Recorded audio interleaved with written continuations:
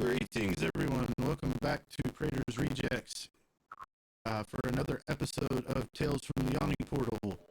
I am Jeff, also known as Kingbashman, here on the channel, and around the ring here are my players for this wacky, zany adventure of craziness and old school hardery. That being said, I will go ahead and let the players introduce themselves right quick. In no particular order. Alright, so we go in stream order, so we start with Ben. Sounds good to me. Hey guys, my name is Huxley, and tonight I am playing two characters because I foolishly did that to myself.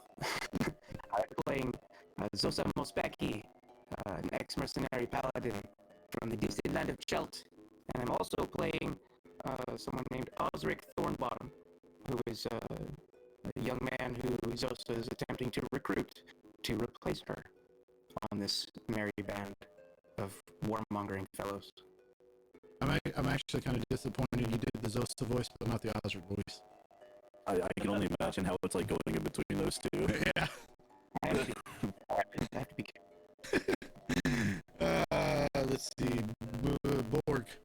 Let's go clockwise. I'm Brian. I'm playing Borg, the Bugbear Barbarian. All right. Sam. I play Yinya Arca, aka Yin, the fallen Asamar, dexterous, sort of charismatic fighter, soon to be lycanthrope. I'm Alex. I play Verm, the party leader, and he makes a lot of wise decisions with what we should do on certain situations. Never gets us in trouble, never wants money. I'm a goblin ranger. I'm Caleb. I play Torrent, Water Genasi, Drunken Master Monk. And Loco. Certainly last and certainly least, I am Loco. I play Band-Aid, the Furbolg cleric, who is at times struggling to keep the party alive. This is very true. And as I mentioned before, I'm Jeff, also known as Kingbashman here on the channel. I am the Dungeon Master for this series. Yeah, that's about all I've got to say on that. Where we left off last, the party had been tasked with retrieving something for their, I don't know if I'd say friend, but one of their acquaintances over at the haberdashery. It's business partner. Yeah, business partner.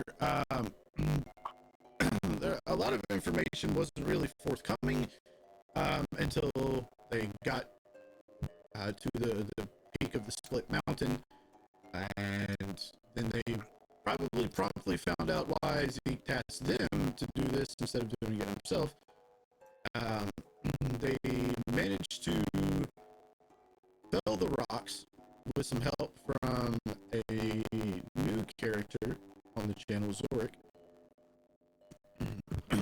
Upon doing so, though, a magical egg cracked and a demonic type of entity was released and briefly gave off some foreshadowing of a warning of sorts, and then vanished.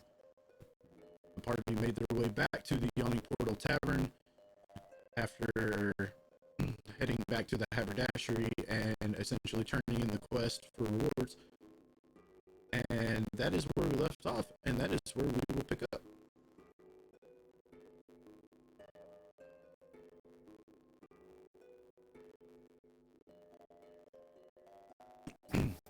So I believe the paladins were off to the side somewhere, having a conversation.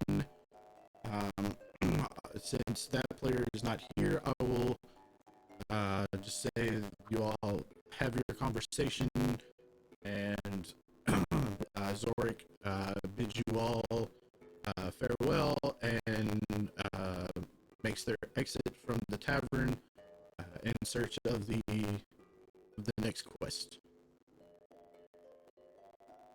I'd say that conversation lasts for several hours, maybe into the night. You just don't want to switch in between two characters. Well, I don't want to have that conversation without Stuart. Yeah.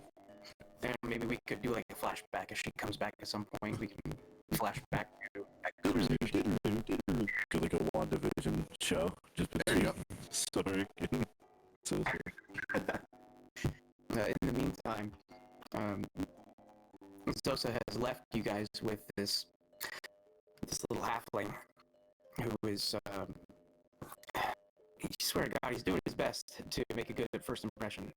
He just, I don't even know what to say at the moment. He's trying to make inroads with Verm by befriending the familiar, just to come to find out it's just a frog, you know. It's just Toby. So Henry the Owl flies away, obviously offended. At this. offended. Oh, yeah. Nosric's like, oh, okay, you keep an eye out for what we talked about, little guy. So it's just a frog. Yeah, that's fine. It's a very cute frog. Looks like it's got something in its mouth there.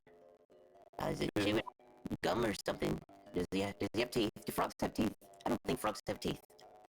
Anyway, and he's like, look. He just likes to suck on a gold coin. Nothing new. Ozzer, do you drink? Oh, I used to drink a lot more. As a matter of fact, I used to be a bit of a bartender. It was back. Oh, it was a while back now. It was many months ago. I used to work at a place up in the northward. But that place, it's kind of fallen into disrepair. I've kind of moved on to, bigger and better things. Could you make an insight check for? Yeah, I'm good at those.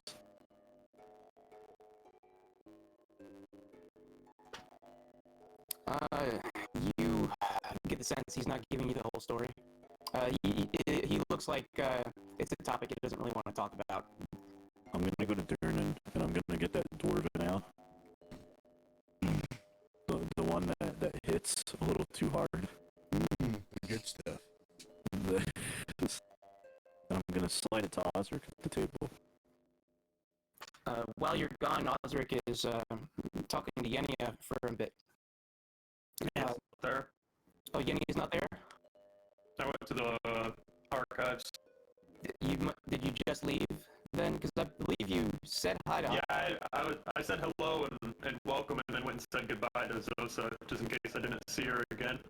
Okay. Yeah, that's right. I recall that. So yeah, okay. So you come back for him with the ale, slide it over, and Osric, he's looking at it. What did you get again?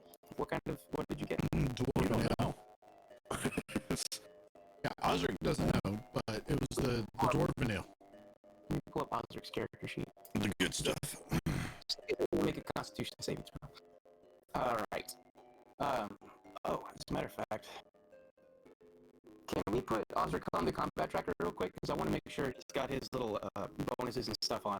Because he actually has resistance to poison. Just in case randomly that comes up. I don't think Just in case Durnan poisoned you. Well, like I said, I used to be a barkeep and an innkeeper, but you know, it's a bit of a row between my bar and Mr. Darden's bar. And, yeah, I don't want to cause any trouble. I don't think he recognized me yet, which is probably a good thing. Durnan's a good guy.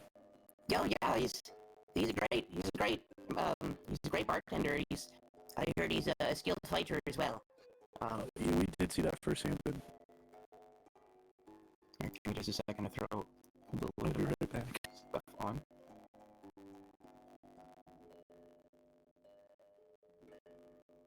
Oh, that's all I can do for now. Osric takes a look at the ale and says, What are we drinking to?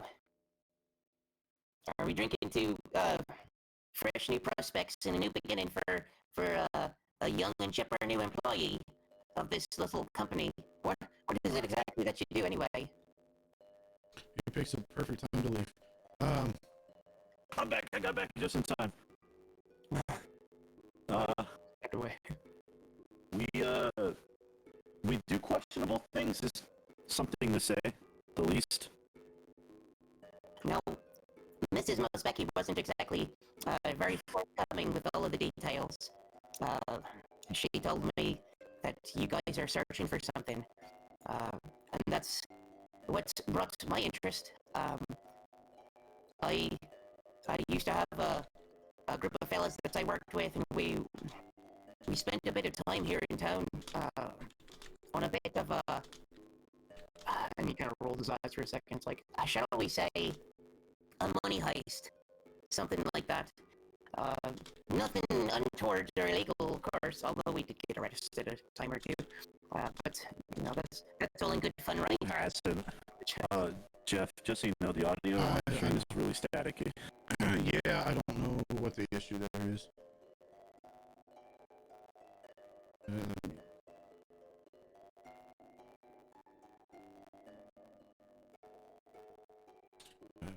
You all can keep talking. Are these fellow people that sign these papers the people you worked with? Oh, yeah. and he leans forward and he starts grabbing up some of his paperwork because it's kind of like strewn across the table. I don't know if anybody's still holding any paperwork, but he's trying to like shake little bits of like beer and other liquids and stuff, and maybe like food smears off of the paper and try to like put it away into like a little leather folio that he has. He's like, yeah, these people vouch for me. You know, they're a good folk. They're good folks. We all work together, and it was around the same time that we finished up that mission that we ended up closing up the bar that we worked at. We all worked there together. It was a bit of a joint venture. Have you ever heard of the Unlucky Die in Tavern? No, I'm not really. I'm new to Waterdeep. Haven't really traveled much here. That's okay. It was a bit of a working title. We had a bunch of different names that we were that we were playing with, but I think we settled on the unlucky die because well, we were a real scrappy group of folks. Well, sometimes we were just unlucky. Sometimes we were very lucky, and sometimes we got through situations that we had no business getting in and out of. One time we went and visited a beholder's lair, and we made it out by the skin of our teeth. I'll tell you that. Oh, don't say his name. Not in front of the neighbor. We've met him. So did I. He's a piece of crap. He is kind of a piece of work. When did you meet him? We were recovering some artifact, and he was the culprit behind the artifact being stolen. I know exactly what you're talking about. I know exactly the item you're talking about. God's willing, he still doesn't have it. Either way, he's too late. We've already moved all the... Oh, and he looks around, trying to see if anyone's listening. I'll tell you what, we'll talk about it later, when we're on the road, or... And he, like, looks towards the hole. You know, wherever we end up. Yeah, we go down there, and I'll point to the well. Yeah, he kind of, like, stops talking for a second, just watching the hole, and he's like, Yeah, I've never been. What is it like? What exactly are you guys looking for? And I want to hear everything. I want to hear all about your adventures. It's a hellscape. Is this a good place to talk about it, or do you want to go maybe somewhere else, like a park or something, where we won't be listened to? I mean, we can talk about it. There's nothing really secretive. I'll kind of explain, like, our 3 journeys we've gone down there, what we've seen, Chol, an abandoned, like, fortress, and the, dwarven, was it dwarven ruins, or? yeah, it was. Yeah.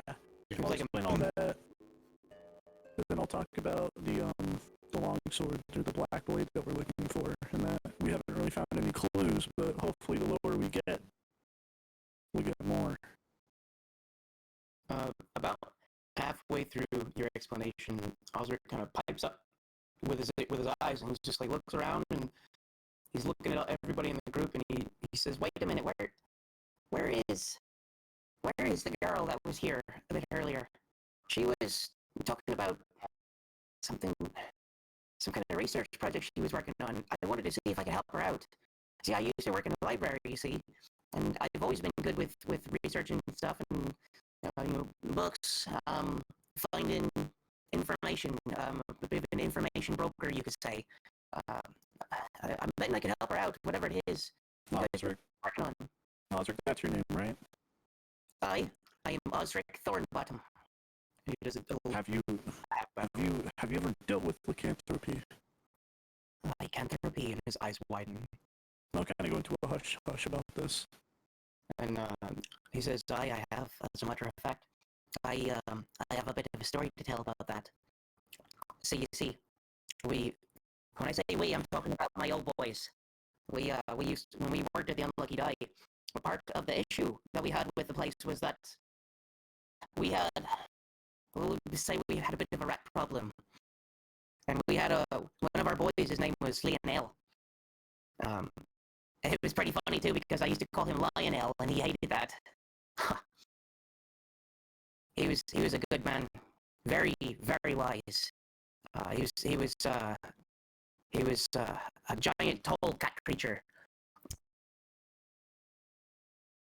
Anyway, we had a bit of a rat problem, like a rat infestation, and no matter what Lionel did, the rats kept coming back. They seemed to be chewing holes in the place, and there were these strange markings outside.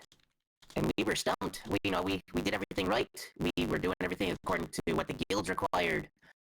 We were paying our dues, getting an exterminator and stuff, but this rat problem wouldn't go away, and it was threatening our business. And eventually, and he leans in and he's like, we found out that it weren't just rats. It was were-rats. They were this crew of lycanthropic halflings, and they were like rat creatures mixed with halflings. It was the strangest thing I'd ever seen. It's some kind of, the best I know, it's some kind of curse. It's not exactly like like a sickness. It's like a magical. It's a magical. It's more like a curse, not a disease. Yeah, and they're very hard to kill. They're very hard to deal with, and they wouldn't listen to reason. I tried talking to them. They were beyond help. We had to put them down, and it wasn't easy. You have to use silver if you want to kill them. Or magic. Well, I don't have much in terms of offensive magic. I've heard about offensive magic, but I don't really dabble in that sort of thing. I do exploratory things and things like I can make an area of fog to hide ourselves, or you can place it. You can place it wherever your adversaries are, so they can't operate in that spot. But I don't really dabble in any offensive magic, so we had to use silver. I had a friend who two rather who were very very gifted with divine powers. One of them was a cleric of Torm, and he had magic powers, things I'd never seen, things I'd never be able to do. I once watched him absolutely vaporize somebody with magic. I don't know exactly what he did, but it was, quite frankly, it was a bit terrifying. I'm really glad he was a friend of mine rather than an enemy. I would hate to have to fight him. You see that tall man over there? No point the man, dude. All right, guys, I'm going to intervene here real quick. Everyone, I'm aware of the audio issues on the stream right now. I'm going to try and restart the stream and see if that fixes it, because this is horrible. Oh boy. Yeah. Yeah, so we'll be right back. I'll send a message.